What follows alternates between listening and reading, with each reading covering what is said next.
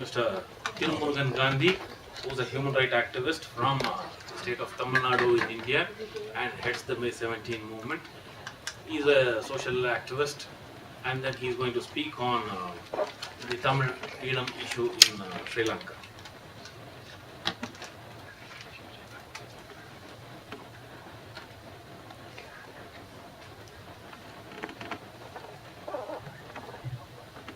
Thank you.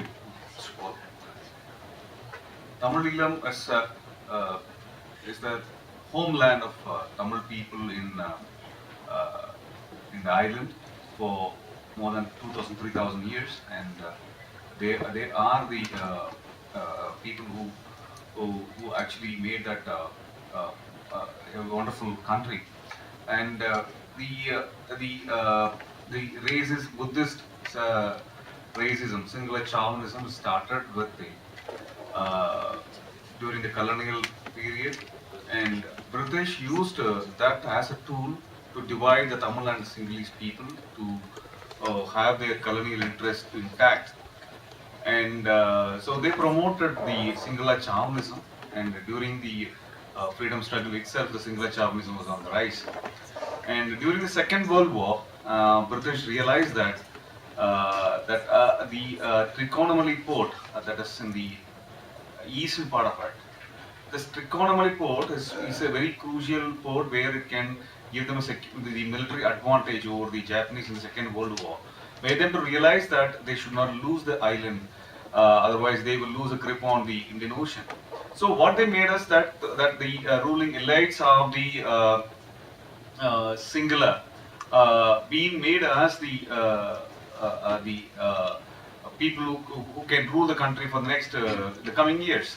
So the constitution of the Sri Lankan government is being made such a way that it contributes a lot to the singular chauvinism, singular Buddhist chauvinism, whereas it marginalized the Tamil people, because Tamil people are by nature they are against any imperialist interest, imperialist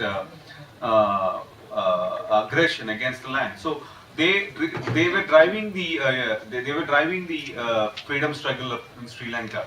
So the British made sure that the ruling elite who were in line with the colonial interests be made as rulers, and the constitution to protect their interests.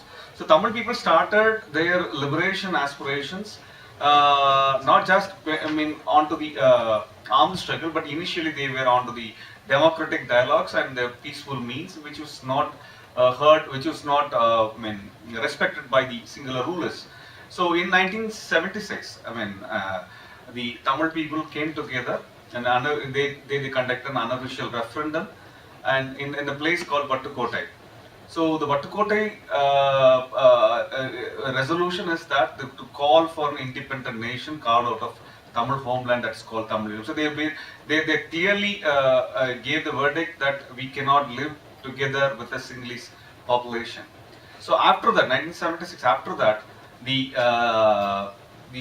aggression over the Tamil people has been increased, and singular military, singular police started killing Tamil people in a much organized programs were put out onto the Tamil people.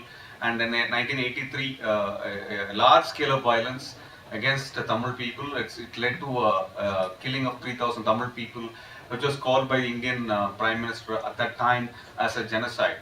So that is how the Tamil people have to resist the military aggression. They got into the armed conflict, and the LTTE was at the forefront in resisting this singular chauvinism.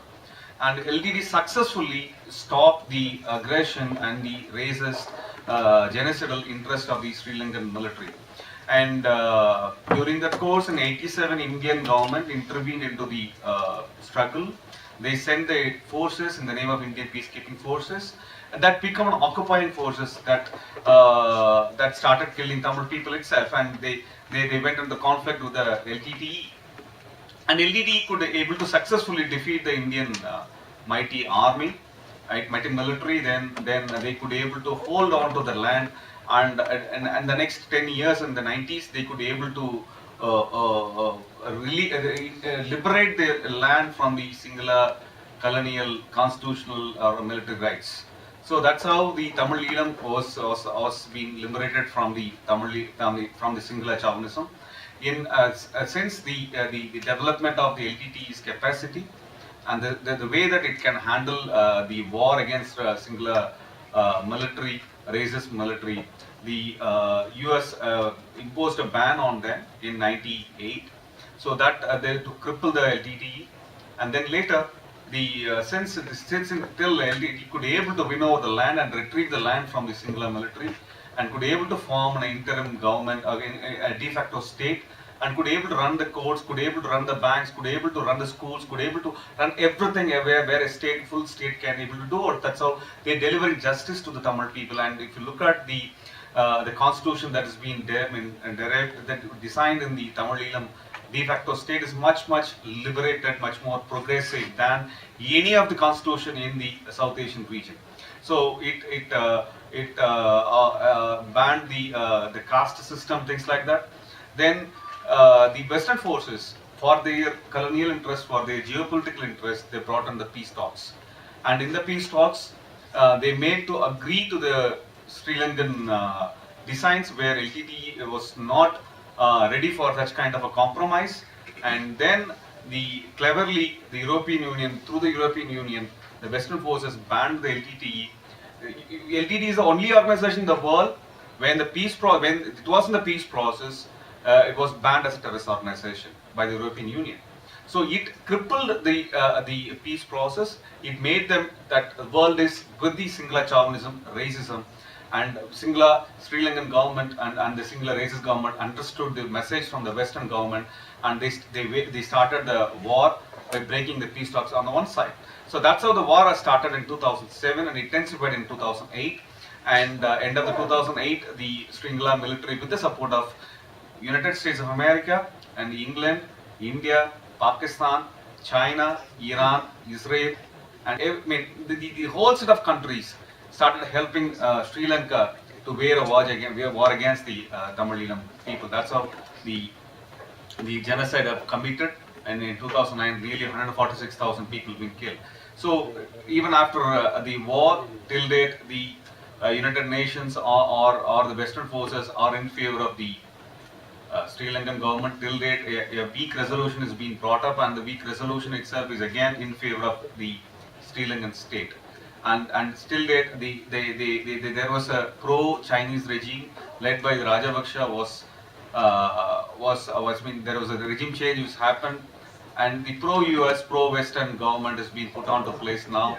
That Maithripala Sirisena government is a pro-Western government, and the Western government is trying to protect the Maithripala Sirisena's government. That's what has been happening. So the resolution that's been brought in here is in the interest of the geopolitical interest of the powerful nations. So if you look at the Balochistan, or if you look at the Kurdistan and the Kashmir, we are all South Yemen, we are all the victims of the geopolitical interest of the larger powers. So we have to come out of this cloud, and we have to move stronger coalition. We have to form a coalition. That's the best way to do it. And of course, I'm from Tamil Nadu, a state in India.